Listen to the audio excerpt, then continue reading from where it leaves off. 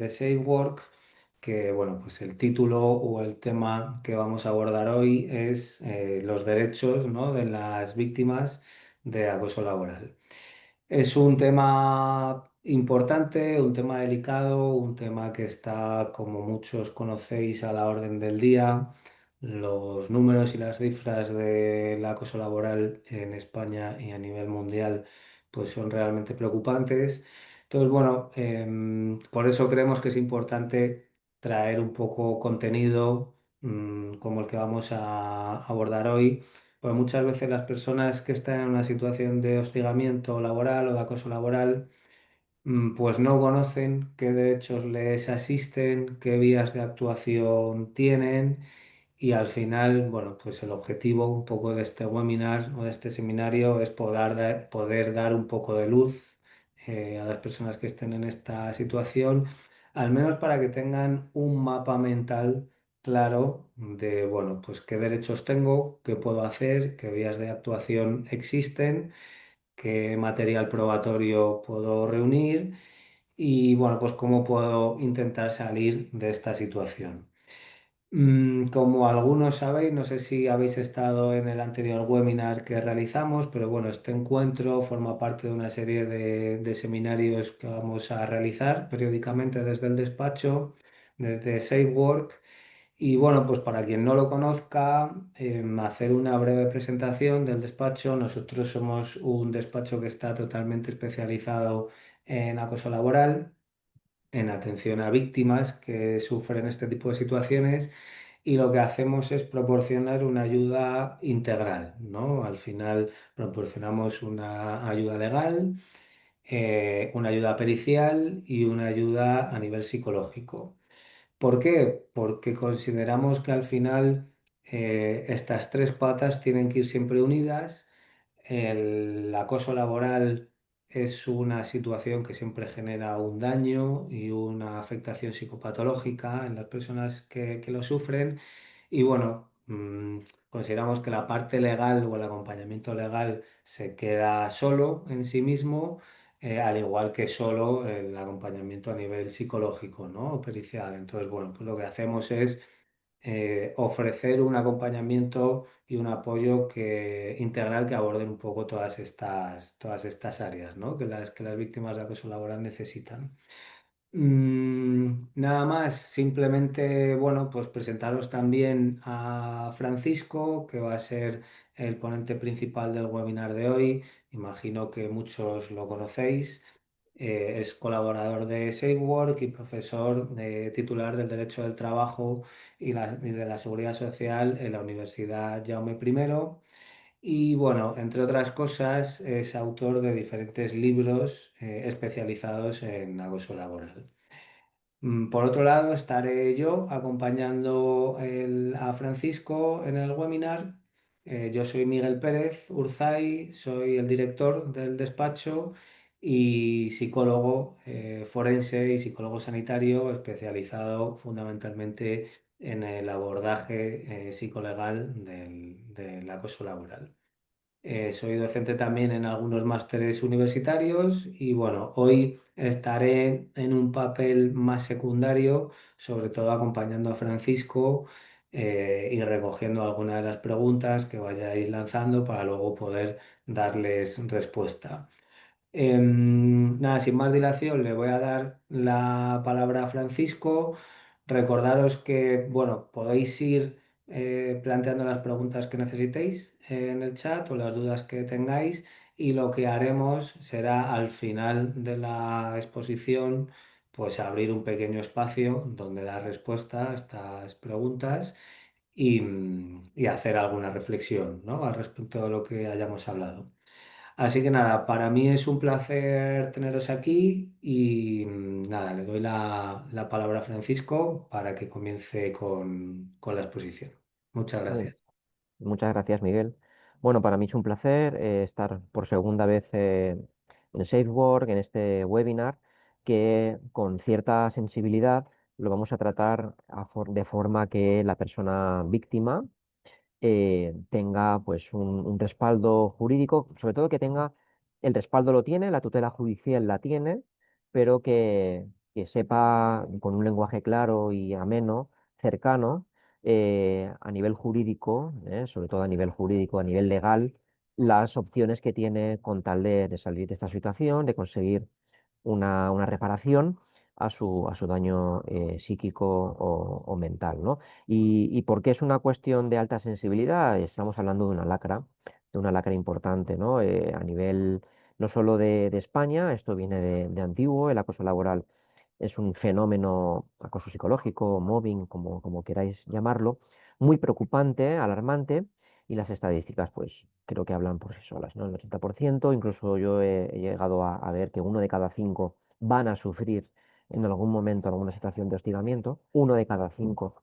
Esto son muchos trabajadores dentro de la población laboral. ¿Y qué ocurre? Que pese a la alta, altos datos de acoso, son pocos los que dan el paso, ¿no? de denunciar. Y probablemente este webinar intente pues, arrojar un poco de luz a aquellas personas que quizá tengan dudas que ciertamente le asisten, se puede reconocer el acoso y puede haber una indemnización por daños morales, puede haber una readmisión al trabajo, ¿de acuerdo? Se puede conseguir un despido de la persona hostigadora, se puede conseguir una baja voluntaria indemnizada, es decir, tiene muchísimas opciones y puede denunciar. No solo hablando a nivel legal, a nivel en sede judicial, que esto ya es un conflicto jurídico más grave, sino a nivel interno. También vamos a dar opciones, o sea, dar opciones, dar información de cómo que a nivel interno se puede denunciar, evidentemente, a recursos humanos, al comité, al sindicato, etcétera, y también a nivel de inspección de trabajo por medio de denuncias, que suele ser también una parte importante, ¿no? Porque en muchas ocasiones son indicios para luego acudir a sede judicial, ¿no? Si un inspector de trabajo ha acudido al centro de trabajo y ha observado que, por ejemplo, no hay evaluación de riesgos psicosociales, tras las encuestas o la entrevista observa que efectivamente ha habido testigos, pues esto puede ser un respaldo a la hora de tener una sentencia estimatoria, ¿no? Luego, creo que una sesión que ya digo que puede ayudar a aquellas personas que, en lejos de aislarse y lejos de abandonar voluntariamente el trabajo, que es en definitiva el objetivo que tiene la persona hostigadora hacia la víctima, que se aísle, que no tenga trabajo, que tenga problemas de salud, que tenga un daño y que abandone, pues no, hay que decirle a esta persona que aunque el hostigador tenga esta idea, pues en muchas ocasiones es contraria y puede salir la víctima favorecida en el sentido legal, ¿no? A través de interposición de demanda, extinción voluntaria indemnizada con indemnización de 33 días de salario, o puede provocar, evidentemente, el despido de esta persona hostigadora, ¿no? Yo creo que son datos importantes y que hay que tener cierta sensibilidad. Esta diapositiva va un poco a caballo del webinar que ya tenéis subido al canal de YouTube de SafeWork. ¿Por qué? Porque dentro de los derechos que asisten a la persona víctima del acoso, acoso laboral, acoso moral, discriminatorio, LGTBI, acoso sexual por razón de género, el que fuere, ha de saber que si bien a nivel de ordenamiento jurídico laboral no existe una definición propia, sí que es cierto que ha habido sentencias del Tribunal Constitucional muy relevantes, donde si bien no se define, se señala que efectivamente que el acoso provoca un daño a la dignidad, provoca una vulneración de derechos fundamentales, una lesión a un derecho que es intocable, que forma parte inherentemente de la persona. Y luego, si forma parte de un derecho fundamental, el hostigamiento, y el daño que provoca un daño a un derecho recogido en la Constitución española, ¿qué sucede? Pues sucede que a nivel de garantía, a nivel de tutela judicial, pues va a tener una inversión de la carga de la prueba, va a tener una indemnización insoslayable porque se está vulnerando un derecho fundamental, que la indemnización luego lo podemos ver, que puede ir en una cifra que puede llegar a los 200.000 euros, y esto el Tribunal Constitucional lo ha señalado. Luego, deben saber las personas víctimas, o aquí tenemos a personas trabajadoras, personas responsables con cargos de mando, etcétera, han de saber que existen ciertos requisitos que se han de dar para que estemos hablando de acoso y no de otra cosa. Esto realmente fue un poco el objeto nuclear de la sesión primera que tuvimos, ¿no? Que creo que fue una sesión altamente rica en el sentido de que se exige una conducta, una presión laboral tendenciosa, una reiteración y una intencionalidad, ¿no? Lo que decía el carácter tendencioso, ¿no? Es decir, de ir a dañar de forma bien material, es decir, que el daño se haya provocado de forma efectiva, o bien potencialmente daño. Es decir, no debe haber un daño psicológico para poder denunciar, ¿no? Porque ya la persona pues ya está sufriendo un acoso, ¿no? No tiene que esperar a tener un impacto dañino, ¿no? Luego, también la potencialidad, esto también creo que es importante, ¿no? La sentencia del Tribunal Constitucional, también el TSJ de Galicia y por, de carácter mimético otros TSJs, pues establecen cambios interpretativos importantes, lo que os decía, ¿no? No resulta necesario la vulneración a la integridad moral. Debe haber una conexión en el trabajo, tiempo y lugar, ¿de acuerdo? Aunque esto puede difuminarse un poco con las nuevas formas de trabajo, remoto, teletrabajo, canales a través de medios digitales, Telegram, e incluso por videoconferencias. Es decir, tampoco tiene que ser en un centro físico, el acoso, ¿no? Debe haber una conexión con el entorno laboral. Yo creo que hablando del entorno laboral ya incluimos a lo que forma parte del tiempo y lugar o actividades anejas al mismo, como puede ser cenas de empresa, actos comerciales, actividades deportivas. Es decir, el acoso se puede manifestar en todo lugar, ¿no? Siempre que exista un carácter laboral, una conexión, es decir, con el resultado, es decir, esta persona ha sufrido acoso porque ha tenido una conexión con una persona que le ha acosado, que no viene el daño moral o psíquico externo a este entorno laboral, ¿no? En muchas ocasiones el daño, pues al ser el móvil subjetivo, pues achacan el acoso al ámbito laboral cuando en ocasiones pues no es así, ¿no? También hay que decir que la persona víctima pues es supuestamente víctima, también hay que decirlo, ¿no? Pero si es víctima debe tener todas las garantías y yo creo que esta sesión va a favorecer siempre a la persona que es más débil, ¿no? Que es víctima, ¿eh? Aunque luego se pueda demostrar otra cosa, ¿no? Pero debe haber una conexión, un padecimiento real o potencial y una vejación objetiva, o subjetiva. Debe haber un carácter de vejación, y yo creo que esto es algo que debemos observar, ¿no? Cómo se ha ido flexibilizando los requisitos y ya se adquiere este matiz importante, ¿no? Del potencial daño que sufre la persona víctima de acoso. Y cuando hablamos de acoso laboral, de mobbing, acoso moral, etcétera, sí que es cierto que influyen en este fenómeno, en este riesgo psicosocial, que creo que es de los más importantes, después del burnout, después del estrés, etcétera. Hablamos de que existen dentro de la Constitución española muchísimos preceptos, ¿de acuerdo? Porque el acoso tiene digamos que es multiforme. ¿Qué significa multiforme? Pues que adopta múltiples formas, ¿no? El acoso daña no solo a la integridad física y psíquica, también vulnera la dignidad, incluso secreto de comunicaciones, la intimidad. Es decir, son muchísimos, el artículo 10, evidentemente el artículo 15, que es el más fundamental, pero también el honor, también la intimidad, también la propia imagen, ¿no? Y los poderes públicos, en el artículo 40.2, en la Constitución española, ya se señala que tanto la inspección, los funcionarios, los jueces, los sindicatos, es decir, todas aquellas personas que tengan un papel fundamental en la relación laboral de velar por la seguridad y higiene del trabajo, deben tener, esto lo señala el artículo 40.2, el trabajo de asegurar a esta persona que no sufra este acoso, que no sufra un atentado a su integridad física. Lo vemos aquí, en la integridad física y moral es la más fundamental, el artículo 15, por eso hablamos de un derecho fundamental, y luego puede haber, evidentemente, una indemnización aparejada, Esto lo vemos en la ley reguladora de la jurisdicción social, en el artículo 183, porque cuando hablamos de vulneración de derecho fundamental, hablamos que se ha de reparar este daño moral se ha de reparar.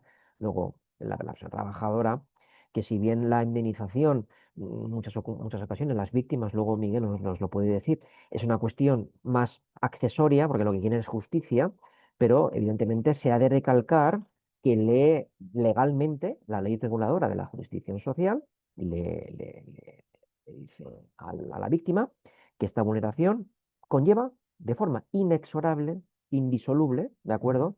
Una cuantía importante que debemos ir a la LISOS. ¿Eh? La LISOS, seguro que lo conocéis, es la Ley de Infracciones y Sanciones del Orden Social.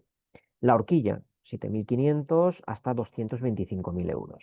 ¿De Es decir, ya vemos que el daño moral, esto el perito, luego Miguel nos lo puede comentar en los informes, que dada su experiencia, se ha de concretar un poco, ¿no? De forma objetiva toda esta cuantía que se exige, ¿no? Por daños mentales, por asistencia a psicólogo, por lucro cesante, si he estado de baja voluntaria, si he estado en excedencia, todo este dinero, ¿de acuerdo?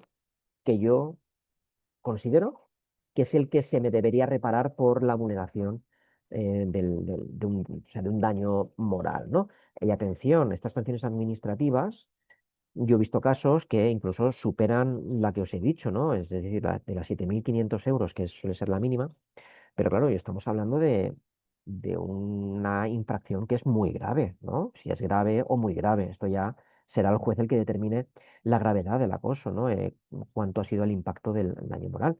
Pero si hablamos de acosos discriminatorios, si hablamos de acoso que encaja en el ilícito penal del Código Penal, claro, ahí ya podemos hablar de cuantías indemnizatorias más elevadas, que pueden ser hasta 500.000 euros. Es decir, hablamos, por tanto, que le atañe responsabilidad administrativa, lisos, es decir, esta cuantía económica, civil por daños y perjuicios, ¿de acuerdo? Y también penal.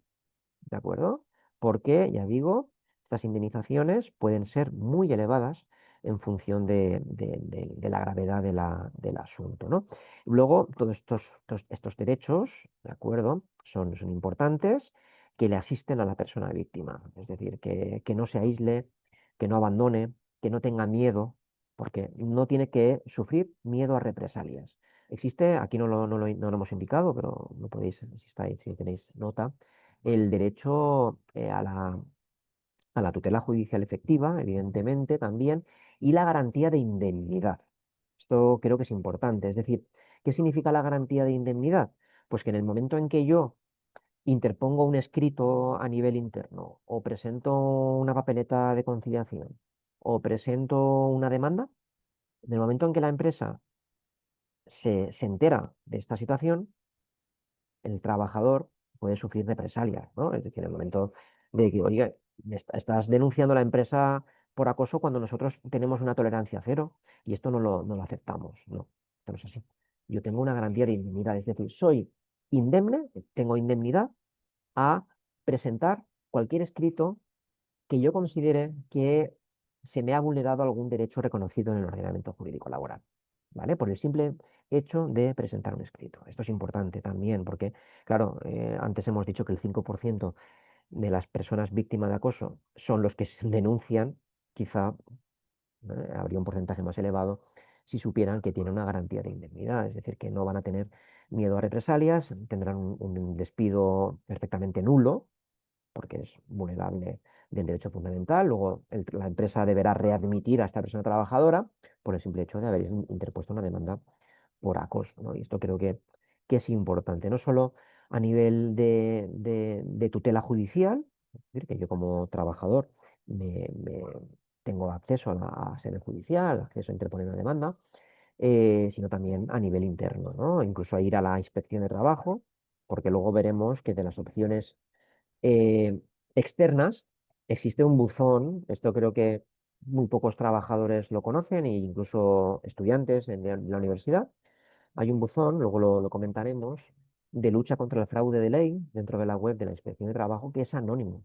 Es decir, pues ya miedo a represalias no va a haber porque se puede denunciar incluso en la inspección de trabajo de forma anónima, ¿no? Y yo creo que son cuestiones capitales que se han de aclarar. Por tanto, derechos fundamentales. Artículo 15, integridad moral.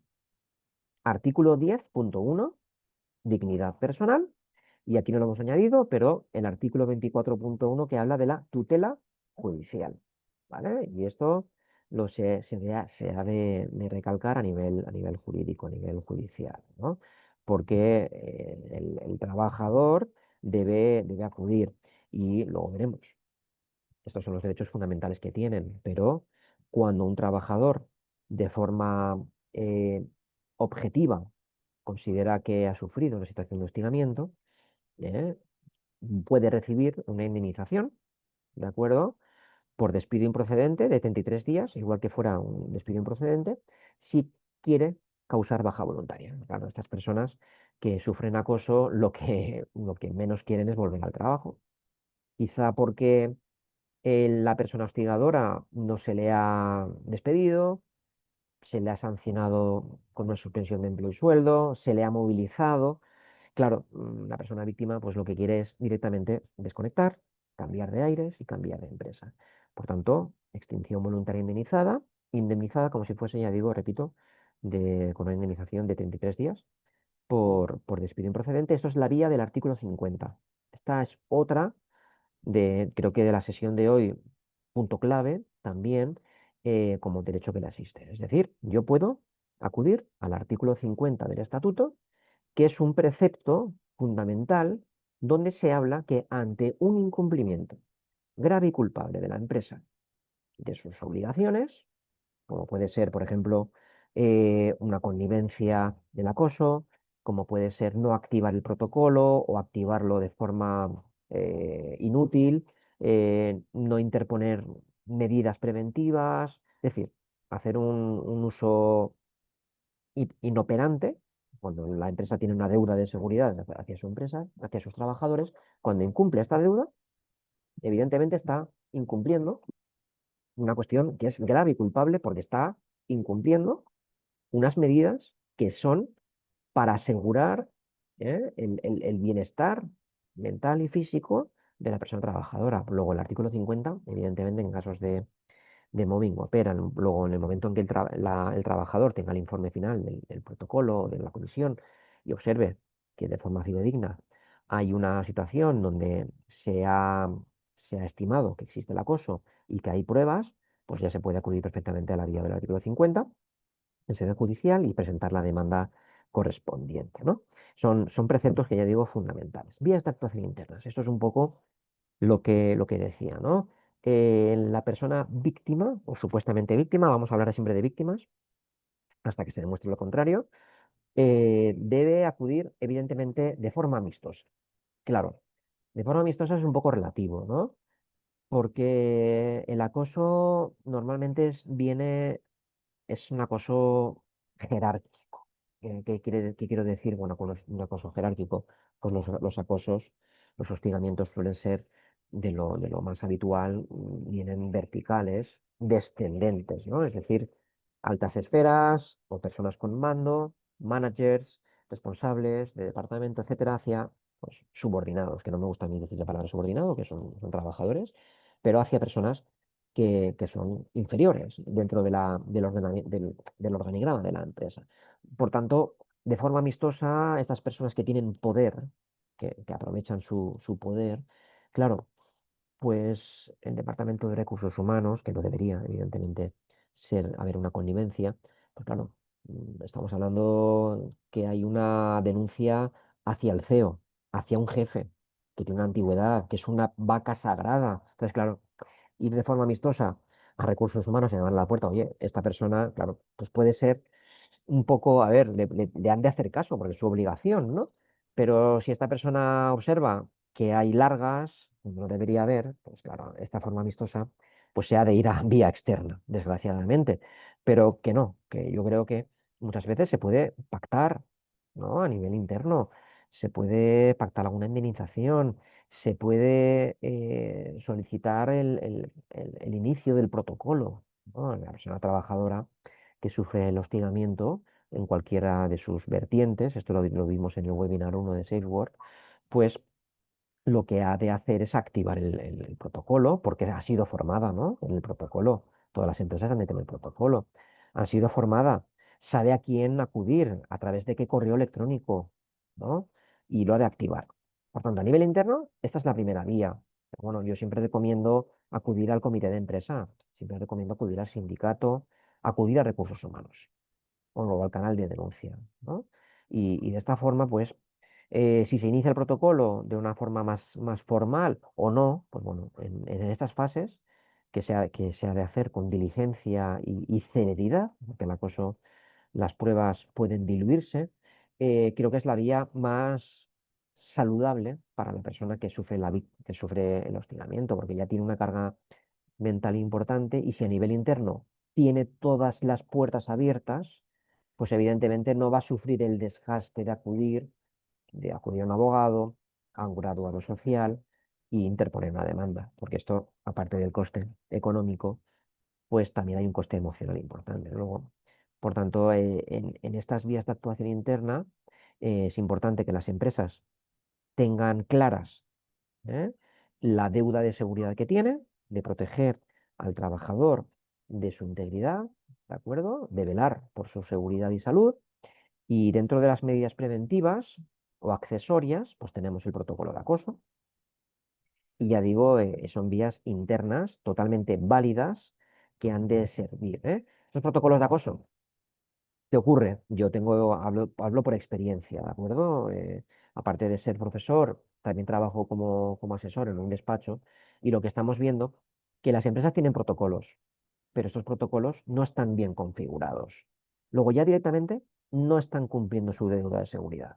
Primero, no cumplen el principio de publicidad, no cumplen el principio de accesibilidad, no cumplen el principio de imparcialidad, que esto es fundamental, es decir, una comisión ha de ser imparcial, ¿de acuerdo? La confidencialidad tampoco la cumplen y ni tampoco la celeridad.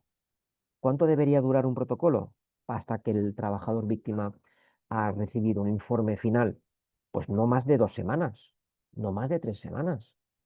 A ver, por favor, que estamos hablando cuando hay un daño ya materializado o potencialmente materializado. Pues luego quiero decir que son vías que si las empresas trabajan bien, que también hay empresas que tienen protocolos y actúan bien, creo que es la vía menos grave, ¿de acuerdo? Y que debería la empresa cumplir con esto. Luego también, aparte del protocolo y los recursos humanos, deben adoptar medidas cautelares, ¿de acuerdo? Proteger a la persona denunciante que aunque luego puede ser inventado, porque el móvil es subjetivo, eso también es importante señalarlo, pero medidas cautelares, medidas accesorias, dar permisos retribuidos a la persona, a las dos sujetos intervinientes del proceso de denuncia interna, cambiarles de pasillo, esto lo he visto yo en supermercados, que me parece chocante, pero bueno, no se cruzan, pero bueno, siguen estando trabajando, ¿no? Se pueden cruzar en otro sitio, aunque no se crucen en el pasillo que trabajaban. Quiero decir, que son medidas que las empresas las han de adoptar, ¿de acuerdo? Que no coincidan las dos partes, ¿eh? Mediación, sí, formación, y esto también, porque las empresas han de ser diligentes. El deber de diligencia de vida. Esto es exigible, ¿eh? No solo durante la tramitación del expediente, sino también tras su finalización. Porque hay empresas que no son diligentes. Y yo creo que estos protocolos, pues en muchas ocasiones con buena voluntad o mal asesoramiento o no hay mala voluntad, porque las empresas muchas veces no están bien asesoradas, tampoco tienen la culpa, también tienen muchas obligaciones laborales a nivel de compliance, pero adoptan medidas que en lugar de beneficiar a la víctima, la revictimizan. Yo he visto casos donde a la persona víctima se le ha desplazado, se le ha movilizado geográficamente, y claro, esto es un señalamiento público, cuando debería movilizarse en su caso a la persona hostigadora, no a la víctima. La víctima debe mantener el puesto, debe mantener las mismas condiciones laborales. No se le debe perjudicar en este sentido.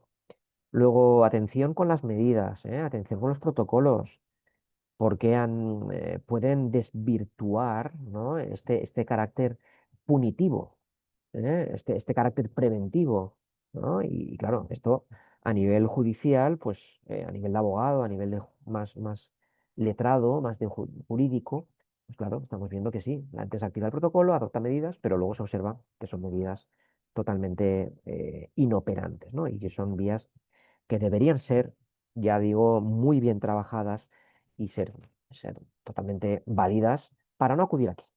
¿Ves? En esta diapositiva, aquí ya vemos que la persona víctima, pues bueno, ya tiene un desgaste emocional importante y ha de acudir a la inspección de trabajo, que antes lo hemos dicho, ¿eh? Yo creo que para la inversión de la carga de la prueba, por estar hablando de un derecho fundamental, es recomendable que la persona víctima, aparte de recopilar pruebas, ¿no? De tener testigos, que en muchas ocasiones no hay testigos porque el acoso suele ser a ojos de simplemente del acosador y del acoso y del acosador, la persona acosadora y del acosado, pero creo que el indicio muy, muy razonable y que el juez puede determinar y puede decantar la balanza a la hora de obtener una reparación, es acudir a la inspección de trabajo. ¿De acuerdo? Mientras este procedimiento del protocolo puede perfectamente irse o antes de activar el protocolo, ¿por qué no? En el momento que yo sospecho que ya estoy siendo víctima, ¿no? Ya estoy viendo que me están atacando por medio de rumores, por medio de actos un poco torticeros, pues estoy viendo ya que hay algo latente que quieren ir a por mí, ¿no? Porque van a por la persona trabajadora. Pues bueno, en este momento, la persona, ya digo, puede acudir a la inspección de trabajo. Y esto antes lo he anticipado, ¿no?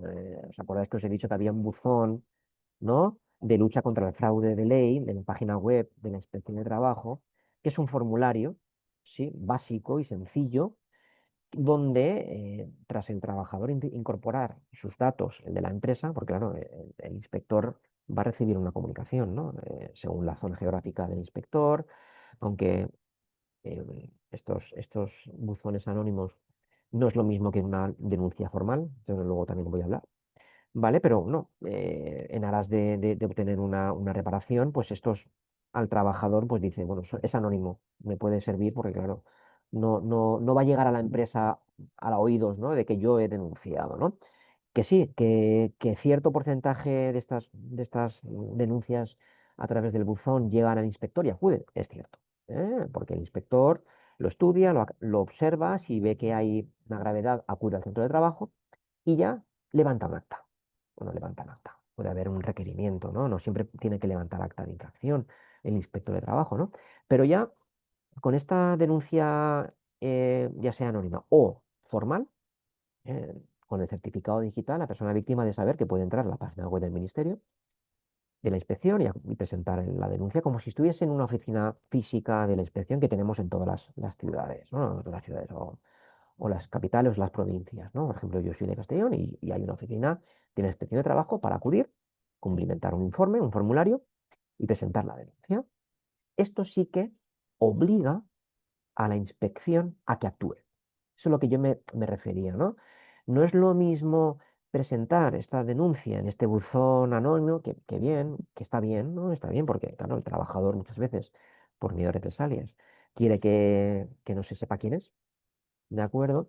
Pero yo considero, y aquí es algo que es un consejo que doy, es presentar denuncia informal, ya sea con el certificado digital sin moverte de casa, ¿de acuerdo? Que en muchas ocasiones la persona hostigada, pues claro, tiene incluso agorafobia y le puede servir, porque claro, tampoco quiere tener este careo con el inspector o con el secretario o en la oficina o con la administrativa. Pero bueno, yo digo, presentar denuncia formal, ¿no? Y de esta forma ya tiene una prueba y acude el inspector al centro de trabajo y si el inspector levanta acta, vamos, esto ya, la empresa va a tener que actuar con una medida, porque el acta la indicará. Separar, suspender, según la gravedad, aunque yo no soy de la opinión de que a un hostigador se le debería suspender por el sueldo, porque luego va a volver, no sé si se va a cambiar de personalidad, pero la personalidad no se suele cambiar. Pero claro, en muchas ocasiones la suspensión de empleo y sueldo, cuando no es un acoso tan grave, pues yo he visto sentencias de suspensiones de empleo y sueldo, pero la medida más directa ante un levantamiento de acta, pues es, en primer lugar, evaluar riesgos psicosociales, cosa que las empresas no hacen, ¿sí? Y si hay unos indicios razonables de acoso, pues se recomienda que a esta persona pues, se le despida. Un despido disciplinario puro y duro. ¿Vale? Luego son cuestiones que ya digo importantísimas. Jurisdicción social, ¿vale? Que aquí ya se acude a los juzgados. ¿No? Yo creo que si bien la empresa, o sea, perdón, el trabajador o trabajadora debe ponerlo en conocimiento del Comité de Seguridad y Salud, empresas de más de 50, si existe, ya digo, eh, para que la empresa pues, a nivel interno lo investigue, pero ya digo, mm, se ha de ir ya cuando la empresa pues, se observa que hay una dejadez de funciones, porque esto es muy grave, en propias empresas. Yo creo que la medida que deberían hacer, y esto es una conclusión que siempre digo, por encima de cualquier riesgo físico o psíquico, yo creo que deben dar prioridad a todas las denuncias internas que entren de acoso, más allá de evaluar riesgos de atropellos, caídas, que sí, que existen.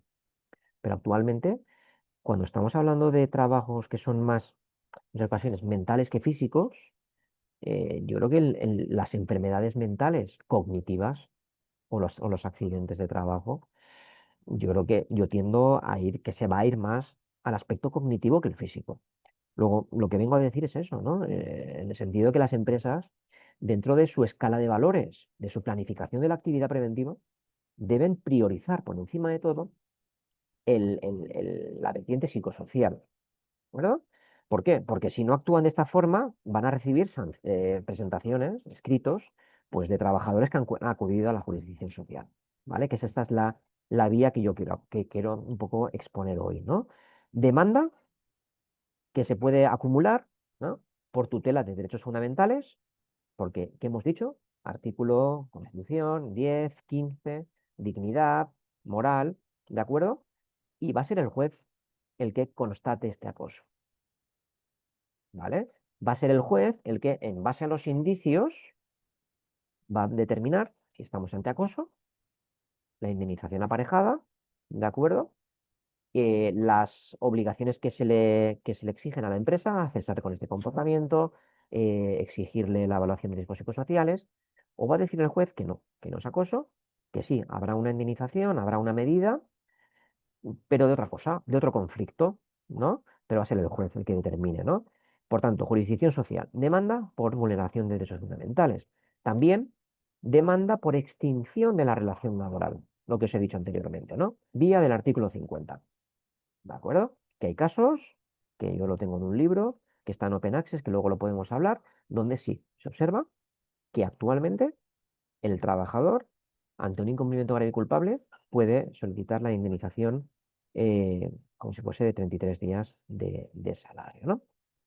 Y esto es importante, ¿no? La extinción indemnizada y la posibilidad de acciones incluso penales. ¿Eh? Ilícito penal en el artículo 173. Afortunadamente, el acoso laboral dio un giro muy bueno, afortunadamente, para las personas víctimas, no tanto para los hostigadores, en el momento en que en el Código Penal se reformó, creo que fue en el 2015, si no me equivoco, el Código Penal, y se establece un ilícito. En este nivel, pues puede incluso haber demanda a nivel penal. Esto también es algo importante que la víctima ha de saber, ¿no? Sobre todo en casos de acoso sexual, yo lo he visto, que se presenta, se acude a la Guardia Civil, a la policía, y se puede levantar, ¿no? Y ya a partir de ahí acudir a la vía penal, ¿no? Porque evidentemente el artículo, ya digo, 173, ampara, eh, tiene el trabajador el derecho a acudir por esta cuestión. Y en cuanto a la indemnización, que será el juez, como digo, que en definitiva tiene un poquito el juicio, nunca mejor dicho, el baremo de decir, bueno, esta es la cuantía, ¿no? Pues bueno, os voy a poner un ejemplo práctico de cómo los jueces utilizan las sanciones de la LISOS. Antes he dicho la horquilla de 7.501 céntimo hasta 220 y pico mil, ¿no? Pues hay unos parámetros para cuantificar este daño, porque el daño es muy subjetivo. Lo que para una persona estar 6 meses sufriendo un acoso sistemático Para otra persona le puede valer eso 100.000 euros y otra persona 50.000. No, como no es algo, no sé si me explico, ¿no? Muy subjetivo. Luego, se ha de ir a determinados parámetros. En primer lugar, el juez lo que va a hacer con esta indemnización es que tenga un carácter resarcitorio, reparador y que la empresa con esta indemnización pues ya se lo vuelva a pensar otra vez en haber una connivencia o no activar el protocolo o hacer caso omiso. Bueno, pues estas indemnizaciones también lo que pretenden es eso, ¿no? Es decir, bueno, vamos a poner un poquito el acento a las empresas que incumplen, ¿vale? Para que de esta forma prevean futuras vulneraciones de derechos fundamentales de su plantilla. Las horquillas son muchas, son muy amplias. Yo tengo aquí un caso de una indemnización que fue finalmente de 20.000 euros y os explico un poco de dónde salen estos 20.000 euros. Esto en función del criterio del juez, que ya digo que luego Miguel os puede comentar un poco la idea, ¿no? del informe pericial, ¿no? Porque el informe pericial también puede incluir, ¿no? Toda esta cuantía objetiva, ¿no? Pues mirad, factores como la antigüedad. La antigüedad es un valor importante. ¿Por qué? Porque se ha visto, según estadísticas, esto después de mi investigación he concluido, que los acosadores van hacia las personas que, bueno, quizá tengan una mayor antigüedad. ¿Vale? Esto he visto yo casos, ¿no? Que sí, que pueden ir a personas con contratos temporales, jóvenes, pero estas personas aguantan menos en las empresas. Luego suelen irse, no suelen aceptar determinados comportamientos vejatorios y, por tanto, si quieren machacar a alguien, van a alguien con mayor antigüedad. Claro, eso es un parámetro importante, porque claro, no es lo mismo acosar a una persona cercana a la edad de jubilación que a una persona de 20 años. ¿Por qué? Porque el juez dice, claro, si esta persona va a tener dificultad a la hora de acceder al mercado laboral y ha sufrido un acoso, pues bueno, esto es un valor añadido a la indemnización que sea reparadora, ¿no? También la persistencia de la vulneración. Es decir, 6 meses, si ha habido un acoso sexual, aunque sea puntual grave, 5 meses, 2 años. También la intensidad del daño. También es un valor añadido. Las consecuencias personales. Vale, pues todo esto, estos 20.000 euros que decía, fue de un trabajador que estuvo, atención, tenía una antigüedad de 10 años, es importante, un acoso que se extendió desde el 2020, durante 4 años, esta sentencia de 20.000 euros fue del 2024, luego primer indicio de acoso ya fue en el 2020, y que fue un carácter importante. Esto fue, ya digo, 20.000 euros. ¿De acuerdo? Un ejemplo claro de hacia dónde puede ir el daño moral sufrido por una trabajadora y esta indemnización de dónde puede salir, ¿no? Medios de prueba. Que esto también creo que las víctimas pues consideran que, claro, como es un riesgo psicosocial invisible, que lo es, esto desde luego lo es, no es tan invisible, la verdad. Ciertamente no es tan invisible. ¿Por qué? Porque la tecnología, aunque el acoso puede ser mobbing, ciberacoso, ¿vale? Network moving, que esto es una vertiente ahora muy novedosa, que ya se están dando casos de acoso, pero la tecnología, si no es esta tecnología mal usada, ¿no? Puede beneficiar a la víctima. ¿En qué sentido? En que actualmente los jueces, y yo creo que con un criterio importante, esto fue una sentencia del Tribunal Supremo, ya creo que, bueno, creo que fue del 2014, pues dijo esta sentencia, creo que de la Sala de lo Civil, que pese a que el acoso no deja rastro por escrito, ¿de acuerdo? Se pueden recopilar pruebas digitales, pruebas determinantes, considero que son determinantes para acreditar la existencia. Esta sentencia de 2014 señala que las grabaciones magnetofónicas, las conversaciones mantenidas vía WhatsApp o otras vías de Telegram, que también ahora se usa mucho, o otras vías de comunicación, incluso, ¿por qué no? Instagram, LinkedIn, puede haber situaciones de acoso, evidentemente la uno, correos electrónicos. Estos, desde luego, los correos electrónicos se quedan ahí, ¿no? Son medios válidos, pero atención, debe haber una prueba, esto luego lo podemos comentar, debe haber un cotejo, claro, son pruebas que como pueden ser fácilmente mm, adulteradas, ¿sí? Debe haber un cotejo para que sean válidas, ¿vale? Luego, la grabadora, las llamadas telefónicas, poner el altavoz cuando se sabe que se le va a llamar y hay testigos, bueno, que lo escuchen los testigos, ¿no? O a través de aplicaciones del móvil, ¿no? Donde se permite grabar conversaciones o usar la grabadora, ya digo. Es decir, hay muchísimas formas de, pese a que el acoso sea invisible, ¿de acuerdo? Pues se puede guardar, ¿no?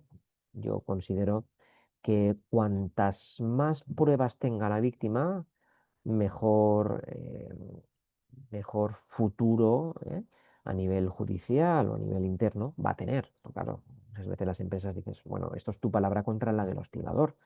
¿Qué pruebas tienes para que el comité o la comisión paritaria del protocolo pueda determinar qué hay y tal? Pues, ya digo, pruebas, recopilar pruebas, con una libretita, ¿por qué no? Con un boli, aquí en el despacho en el que trabajo solemos dar una libretita, un boli a la persona que nos viene. Y, toma, a partir de ahora anótate a la antigua usanza. ¿Por qué no? ¿Por qué no? ¿No? El día tal. Este día he recibido tal. ¿No? Estaba presente tal. Utilizar canales internos, testimonios, diarios, ¿eh? Canales internos de denuncia, el canal de denuncia interno, informe pericial y testimonios. Pero ya digo, cuando el acoso se materializa o se hace, los testigos o los testimonios, pues el acosador es muy listo, pero muchas veces no es conocedor, yo como digo, ¿no? Llamadas telefónicas que pueden haber testimonios, ¿no? Y los informes clínicos del médico de atención primaria, de la mutua, también es un respaldo. ¿Un respaldo por qué? Porque si se junta el indicio de la inspección de trabajo, si se adjunta correo en el que yo activo el protocolo, si se adjunta el informe pericial, todo esto es un cúmulo de pruebas que a nivel de interposición de demanda por vulneración de derechos fundamentales, el juez o jueza o magistrado acogerá de buen grado, ¿no? Porque sí, es tu palabra contra la de la empresa o contra el trabajador X. O trabajador X, empresa X, porque muchas veces el acoso no se materializa por una persona. Hay un equipo, hay un plan, hay un equipo, desgraciadamente, ¿no? Y muchas veces la persona que hostiga tiene poder y hay personas detrás, ¿no? Luego, son cuestiones que la ayuda psicológica, y aquí SafeWork tiene mucho que decir, la ayuda profesional, son determinantes para acreditar el acoso. Y aquí, desde luego, Miguel, si quiere intervenir, pues os puede comentar un poco la experiencia y cuán importante es contar con este informe a nivel judicial, a nivel de interposición de demanda. Sí, gracias, Francisco. Bueno, fundamental, como dices, al final probar una situación de acoso, una situación de moving que muchas veces es sutil, que no deja rastros evidentes, porque la persona, ¿no? O el equipo, como comentaba Francisco, que ejecuta este plan, pues lo tiene pensado, conoce, bueno, pues por dónde un poco le pueden buscar las cosquillas, por decirlo de alguna manera.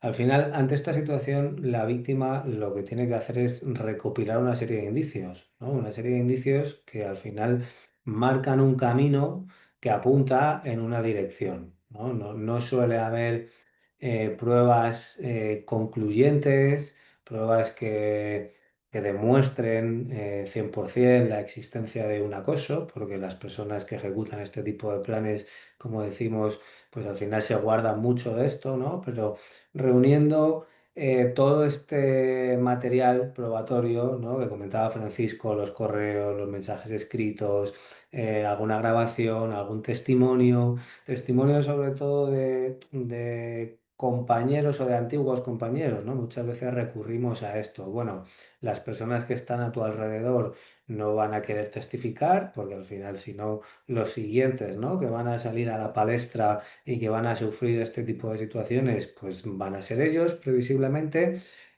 Pero ¿qué compañeros que tú conozcas han salido de la empresa por una situación similar y quizás sí que pueden aportar un testimonio válido para probar este tipo de situación que estás sufriendo, ¿no?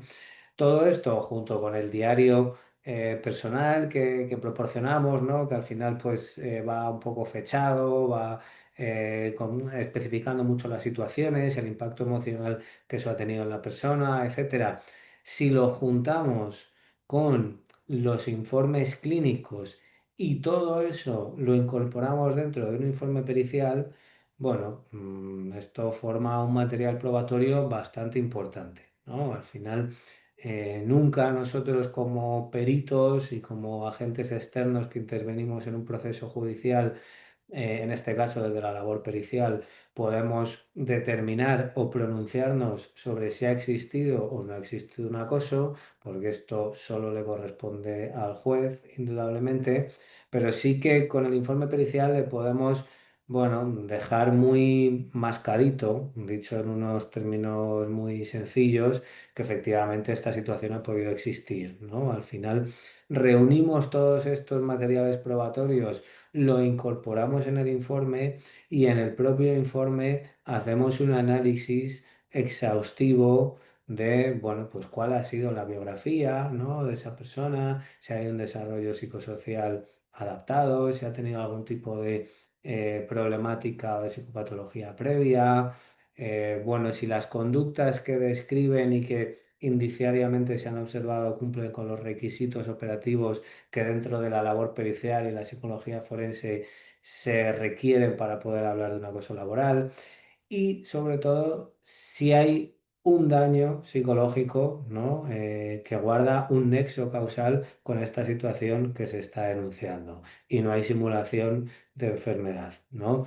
Con todo esto, en un informe que reúna todo este material probatorio y que deje hilados y bien hilados, ¿no? Todas estas cuestiones, hay muchas más probabilidades de éxito que simplemente, bueno, pues aportando informes médicos, informes clínicos que sin duda, como comentaba Francisco, son importantes, pero aquí hay que tener muy claro una cosa, que es que un informe clínico no puede establecer nunca unos indicios razonables por sí solos de que ha existido una situación de acoso, porque no puede en ningún caso asegurar que hay un nexo de causalidad entre la afectación psicológica y la situación que se está demandando, y además un informe clínico no valora ni descarta en ningún caso la posible presencia de una simulación de enfermedad.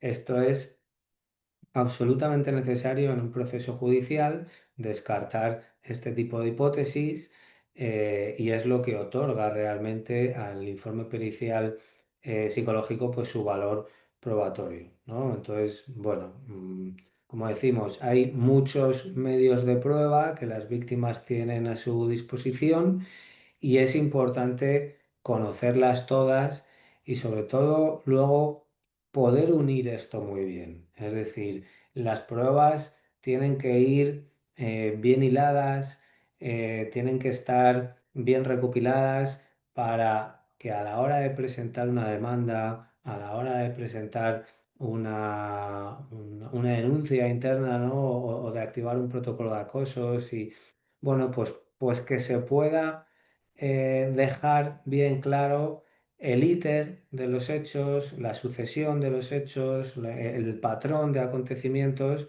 que nos permite hablar de una situación de hostigamiento o acoso laboral, ¿no? Entonces, bueno, sí, todo este material probatorio es fundamental, pero bueno, concretamente el informe pericial, bajo nuestra experiencia, permite con un alto grado de éxito, pues fundamentar estas demandas y también fundamentar la indemnización por el daño moral que comentaba Francisco. ¿no? Es decir, hay una indemnización, que es la indemnización si se lleva a una extinción de contrato por un despido improcedente, etcétera. Pero hay una indemnización que se vaya por la vía del artículo 50 o no. Hay una indemnización que yo como víctima de acoso laboral se me tiene que dar, ¿no? Y es una indemnización por mi daño moral. Y dentro de ese daño moral está la indemnización por el daño que yo he sufrido a mi salud, en este caso psíquica, ¿no? Esto se puede objetivar y esto solo se objetiva con el informe pericial. Es decir, el informe pericial, una de sus funciones también es dejar bien claro cuál ha sido el grado de afectación que ha tenido la persona, cómo esta situación le ha repercutido en sus diferentes esferas vitales, ¿no? Porque muchas veces, ya hablaremos de esto seguramente en siguientes seminarios, pero muchas veces el acoso laboral no deja solo un daño a la víctima, sino que esto afecta también a sus relaciones con su familia, con sus amigos, con su pareja. Bueno, le afecta en todas las áreas de su vida, ¿no? Entonces, esto tiene que quedar muy claro y muy detallado a través del informe pericial, para que así en esta franja, ¿no?, que comentaba Francisco, de, bueno, cuál es la indemnización, ¿no?, que le corresponde a esta persona por el daño moral que ha sufrido. Pues en esa horquilla, ¿no?, tan amplia, ¿no?, extremadamente amplia, ¿no?, de los 7.500 euros a los ciento y pico mil, bueno, pues al final el juez tiene que tener un criterio, ¿no?, para decir, bueno, cuál ha sido la afectación real que esta situación ha tenido para la persona, ¿no? Y en base al informe pericial poder establecer en esa horquilla la indemnización que corresponde, ¿no? En función, ya digo, del grado de intensidad de la sintomatología que presenta la persona y del grado de afectación que esta situación ha tenido en sus diferentes esferas vitales. Entonces, bueno, yo siempre insisto mucho, ¿no? Y siempre que aportamos una demanda y vamos a un procedimiento judicial, pues nosotros consideramos imprescindible que poder aportar, ¿no?, un informe que hile todas estas pruebas que sueltas pueden parecer un poco difusas y que además acredite el padecimiento y la lesión psíquica que esta situación ha causado a la víctima, ¿no? Que por desgracia sabemos que es enorme. Vidas destrozadas y familias destrozadas por un entorno de trabajo y por un plan de una persona o de varias personas que han decidido expulsar a la víctima de la organización, ¿no? Entonces, bueno, nosotros siempre recomendamos aportar este tipo de informes y nada más. Le cedo de nuevo la palabra a Francisco para poder ir terminando con el webinar y luego responder un poco las preguntas que tengáis. Exacto, muy bien, Miguel. Sí, efectivamente, donde ven cuatro ojos, ven mejor dos, ¿no?, que dos, ¿no? Quiero decir que cuando tener el soporte de SafeWork y de este informe, pues desde luego va a ser un valor añadido importante, ¿no? Porque lo que se pretende es que también que con esos informes no solo conseguir una reparación, sino también que cause un daño a la inversa, ¿no? A la persona que le ha hostigado y que sufra una represalia por su situación y que ya no se vuelva a suceder, no solo para esta persona que ha sido ya la hostigadora, sino también para la empresa para futuro, ¿no? Porque en situaciones de acoso que quedan patentes, pues suelen ser manchas importantes a nivel empresarial y muchas empresas, pues a partir de ahí ya actúan de una forma más diligente porque ya tienen una mala publicidad, ¿no? Y esto a nivel de responsabilidad social muchas empresas lo deberían anotar, ¿no?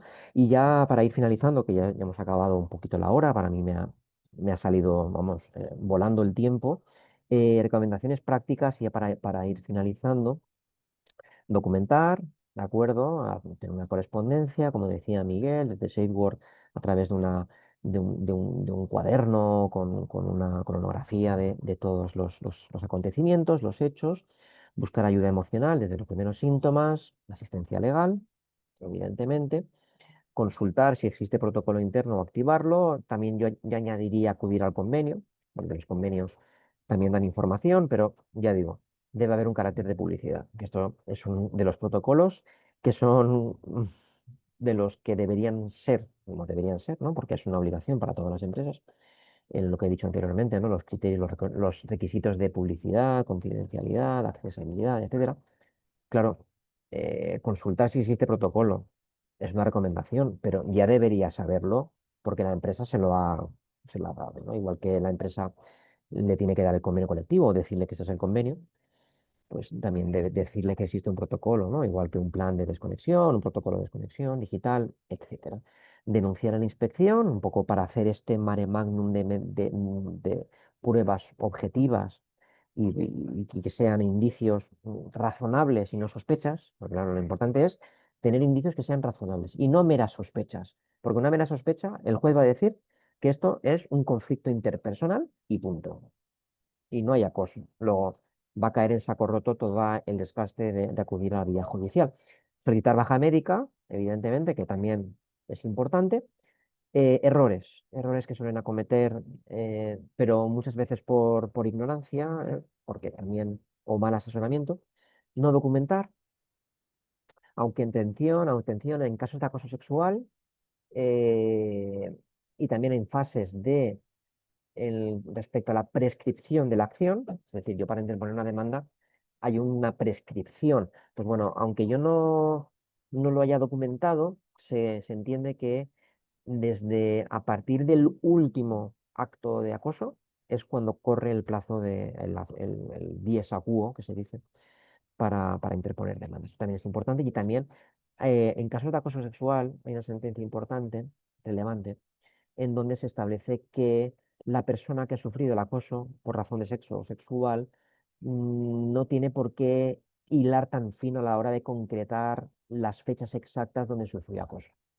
Claro, aunque sí que es cierto que se debería documentar, los jueces señalan que, claro, que es muy importante no dar la carga a la víctima de tener que ir pues, ¿no? concretando fecha por fecha exactamente las fechas, porque claro, muchas veces la persona lo que quiere es olvidar el asunto, ¿no? Aunque sí que es cierto que se recomienda, pues bueno, tener una libretita y un boli o recopilar todas las pruebas, pero se observa que a nivel judicial, pues tampoco se le ha de otorgar un carácter muy activo a la víctima, porque ya es una persona débil, no ha de ser pasiva, evidentemente, pero tampoco muy activa, ¿no? Confiar excesivamente en recursos humanos, aunque ya digo, no debería haber un carácter viciado dentro de recursos humanos, porque esto es una prueba envenenada, es decir, cuando recursos humanos está en la connivencia con el CEO o el mismo responsable de recursos humanos es el acosador y forma parte de la comisión, pues bueno, ya se sabe hacia dónde van a ir los tiros, ¿no? Evidentemente no hay acoso, pero vamos, ni de lejos. No acudir al médico cuando resulta necesario. Ante el simple caso de acoso, se ha de ir inmediatamente al médico de atención primaria, esperar demasiado tiempo, abandonar el puesto de trabajo voluntariamente, que puede sufrir el trabajador un despido disciplinario por no acudir o no decir nada, ausencias injustificadas, y no consultar como ahora a SafeWork estas situaciones, ¿no? Porque ya digo, cuatro ojos ven más que dos. Y nada más, muchísimas gracias por la atención y cedo la palabra a mi compañero Miguel por si hay alguna duda por parte de la audiencia. Bueno, muchas gracias, Francisco. Como dices, yo creo que se ha pasado volando el tiempo. Vamos a ver, hay alguna pregunta que han realizado en el chat. Vamos a ver si podemos dar respuesta, ¿vale? Si nos vamos mucho de tiempo, bueno, pues nos consultáis a nivel privado, ¿vale? Pero bueno, intentamos dar respuesta a todo lo que no sea posible. Pregunta, un asistente anónimo, no aparece nombre, dice, a ver, perdón, dice, ¿y sería recomendable aún así iniciar el protocolo para poner de manifiesto en la demanda aún más la situación de indefensión de la víctima? Entiendo que se refiere a si es recomendable, primero, antes de presentar la demanda, activar el protocolo de acoso, ¿no? Entiendo que esa es la pregunta. ¿Cómo le daría respuesta a esto, Francisco? Nosotros entendemos cuando nos llegan este tipo de situaciones que sí, la primera vía de actuación es activar el protocolo interno de acoso, esperar a ver cuál es la resolución y a partir de ahí ver un poco siguientes pasos. También una de los errores frecuentes que nos encontramos es que a la hora de activar este protocolo interno de acoso, muchas veces las personas lo hacen sin un respaldo legal y sin un respaldo a nivel profesional, ¿no? Bueno, nosotros siempre insistimos, antes de dar ningún paso, ¿no? Vamos a valorar la situación, vamos a pensar esto, ¿no? A nivel profesional, a acompañarte en este proceso, porque al final, bueno, pues son pasos que efectivamente luego pueden tener una repercusión, ¿no? A la hora de presentar una demanda por vía judicial, ¿no? Bueno, pues cómo se haya gestionado este protocolo de acoso, tanto por parte de la empresa como, bueno, pues los pasos que ha dado el trabajador, las pruebas que se han aportado, etcétera. Entonces, sí. Activar el protocolo interno de la empresa, esperar a ver cuál es la resolución y luego ya, en función un poco de lo que ocurra, acudir a vías judiciales. La siguiente pregunta comenta Elia que si hay un plazo de prescripción para interponer demanda si el acoso no sexual tuvo lugar entre 2020 a raíz de la pandemia y hasta 2023 cuando cesaron a la acosadora directa de la empresa.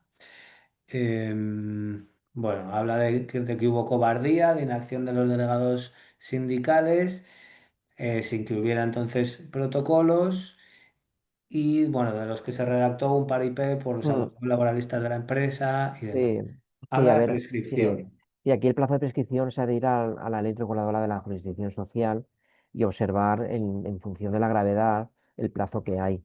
Pero evidentemente en estos casos, pues yo creo que desde el 2020 hasta el 2023 pues son cosas que prescriben. Es decir, sí que es cierto que el acoso sexual puede haber un criterio más flexible y respecto a la prescripción debería haber un carácter más flexible, ¿no? Por lo que decía anteriormente, ¿no? Porque muchas veces no se sabe el acoso, o sea, no se sabe la fecha exacta, pero se ha de ir a la ley reguladora de la jurisdicción social. Yo al IA le recomendaría acudir a un abogado laboralista y que le indicara pues, los plazos que existen a nivel ordenamiento jurídico, pero desde luego yo soy más de la opinión, y seguro que Miguel igual, en el sentido de que si se ha de interponer una demanda, se ha de tener asesoramiento y en el mismo asesoramiento se le indicará el plazo que tiene y la rapidez con la que tiene que activar el protocolo y posteriormente que sepa que existe un cómputo de días, un ad hoc, ¿no? A partir del cual se inicia la fase en la que a partir de cual corre el plazo de prescripción, porque claro, todo caduca. No se puede interponer una demanda por acoso de hace 10 años. Es que es algo que se ha de tener muy, muy en cuenta. Ujú. Vale, vamos a dar respuesta a alguna pregunta más y el resto, sintiéndolo en el alma, por favor, os pido que nos consultéis a nivel particular. Ahora, bueno, tenéis ahí los datos, ¿vale? De contacto en la diapositiva y nosotros lo que hacemos es una consulta inicial a nivel totalmente gratuito, ¿vale? Para hacer una primera valoración del caso y a partir de ahí hacer un estudio de viabilidad tanto a nivel legal como a nivel psicológico y pericial de la situación. Entonces, bueno, para casos particulares como las casuísticas pueden ser muy diferentes y es imposible dar respuesta a todos, os animo a que os pongáis en contacto con nosotros y podamos resolveros las dudas más a nivel particular y ver un poco cuáles son las opciones que hay en función del caso y de la situación de cada cual. Mm, Cristina comenta que su médica le dio la baja y que, bueno, puso malestar emocional en el informe, que si esto prueba para probar el acoso, o sea, sirve para probar el acoso. Bueno, insisto, voy a hablar en términos generales, ¿vale? No en casos particulares. Uno de los problemas o una de las cuestiones a nivel de funcionamiento de los médicos de cabecera, del sistema de salud pública, que al final, entendiblemente, ellos no se mojan, ¿no? Ellos hacen un análisis muy superficial de la situación en función de lo que le refiere el paciente. Entonces ellos en ningún caso, por lo general, se mojan, hablan de una posible situación de acoso laboral. Bueno, ellos lo que suelen poner son este tipo de cuestiones, ¿no? Malestar emocional, síntomas ansioso-depresivos, ansiedad generalizada y en el mejor de los casos, por decirlo de alguna manera, pues figura un diagnóstico de un trastorno ansioso depresivo, ¿no? ¿Esto ayuda a probar el acoso por sí solo? No, esto no ayuda para nada a probar el acoso. ¿Por qué? Porque ese malestar emocional, bueno, pues podría ser por múltiples causas, ¿no? Podría ser por una cuestión a nivel familiar, por una situación de pareja, o unas cuestiones de rasgos de la personalidad previos, etcétera, ¿no? No digo ni mucho menos que sea el caso. A lo que voy es que, como decíamos antes, para demostrar que hay una relación causal entre una afectación emocional o un determinado diagnóstico y una situación presunta de hostigamiento laboral, es necesario e imprescindible presentar un informe pericial. Los informes médicos y clínicos nos van a servir como una fuente de información que vamos a incorporar en el propio informe pericial, pero es una fuente de información más entre muchas otras, ¿no? Entre entrevistas estructuradas, entrevistas de larga duración, entrevistas también con personas del entorno, del contexto de la víctima, aplicación de pruebas psicométricas, estudio de toda la documentación. Bueno, todo esto es lo que permite establecer un nexo de causalidad. Un informe clínico por sí mismo, por mucho diagnóstico que figure, por mucho que se moje el médico de cabecera, no va a poder probar una situación de hostigamiento laboral. Va a ser útil si se incorpora con otros medios probatorios, entre ellos la pericial. Em, ¿Cómo se lo plantearías al médico sobre lo que está sucediendo? Bueno, pues verbalizando un poco lo que estás viviendo. Ya hablaremos un poco sobre esto, ¿vale? Cómo solicitarle un poco más en detalle que redacte el informe y demás, pero al final es lo que decimos. El médico se va a mojar poco, ¿no? Porque el médico tiene una función asistencial, tiene una función únicamente de intentar mitigar el malestar que el paciente le refiere, entonces el médico no va a entrar en términos legales, no va a pillarse los dedos en sus informes normalmente plasmando este tipo de cuestiones, por mucho que uno le verbalice con la mayor precisión y el mayor de los aciertos la situación que está viviendo y cómo esto le está afectando, ¿no? Entonces, insistimos, hay que diferenciar mucho la parte clínica de la parte pericial y a los médicos. Bueno, pues ya está, hay que proporcionarles la información que uno les da, ¿no? Sobre lo que está viviendo, pero esperar poco porque es entendible, su papel es más de tipo asistencial y no de tipo de asesoramiento legal o de presentar una documentación que luego va a ser aportada a un procedimiento. Dice Cristina que si podríamos hacer algún webinar sobre tratamiento psicológico para las víctimas. Sí, por supuesto, lo tenemos en mente. Vamos a hacer diferentes webinars a nivel mensualmente, haremos uno al mes, menos en agosto, que nos vamos todos de vacaciones. Y bueno, pues abordaremos este tema, sin duda, ¿no? Porque es un tema fundamental, el daño psicológico que produce el acoso laboral y cuál es el tratamiento, ¿no? El abordaje psicoterapéutico de estas cuestiones. Mm, Aprovecho pues ya nos quedamos sin tiempo para comunicaros que si queréis tener acceso a la grabación de este webinar, estéis pendientes, ¿vale? Del canal de YouTube, del despacho, SafeWork, lo buscáis en YouTube y os podéis suscribir al canal para tener el contenido de este webinar ahí si en algún momento lo necesitáis y tener el contenido también de los siguientes webinars o estar al tanto de los siguientes webinars que vayamos lanzando. ¿Hay alguna pregunta más a nivel particular? Pero de verdad, sintiéndolo en el alma, nos quedamos sin tiempo.